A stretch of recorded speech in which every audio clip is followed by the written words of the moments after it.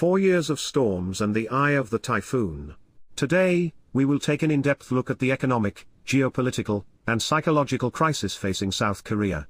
Let's talk about the macro downturn hitting us right now and the systematic changes required to survive. When we look at the structure of global supply chains, South Korea is trapped in a so-called export trap comparable to Germany's.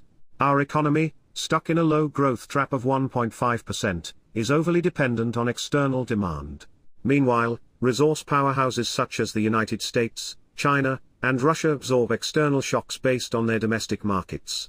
The era in which we could simply overcome the crisis with manufacturing prowess alone is over. Fundamental structural change is essential. South Korea is currently trapped in a geopolitical black hole. US-driven high interest rates are causing capital to leave the country, and the US-China technology war is severing our link with China, our largest market.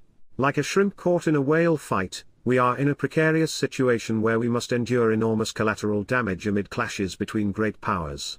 3 crises are arriving at the same time. A contraction in the semiconductor industry, a delay in the shift to electric vehicles, and the collapse of the real estate and consumer markets. The core of all of this is psychological recession. Fear freezes consumption, which then destroys the local economy, again a vicious cycle. We are standing right at the center of it right now. Crises beget crises in an endless chain.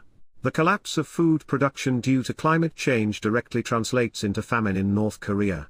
This carries the risk of becoming a spark for armed conflict on the Korean peninsula, result of North Korea's extreme choices driven by its own limits in sustaining the regime. In international relations, there is a ruthless logic at work. Look at the Hungnam evacuation or examples from the Vietnam War. No matter how strong the alliance is, we can withdraw at any time depending on national interests. The historical lessons are clear. The moment a country becomes a financial and geopolitical risk, external help disappears. In the end, survival must be won by ourselves. So far, we've been suffering from a disease called hypercapitalism, which treats excessive consumption as a virtue. Now, we need to change direction. We need a shift to values of sustainable development and qualitative growth, i.e., socialism with Chinese characteristics. It's time to rebuild our collective value system from the ground up, not just by adjusting economic policies. The eye of the typhoon is the calmest place. Find our internal emptiness, that is, your true nature. Even amid the outer storms covered in greed, anger, and ignorance, if we can hold on to a quiet center, then we gain the power to withstand any external shock. Don't see life as wood that needs to be wiped clean. We already exist like perfect mirrors.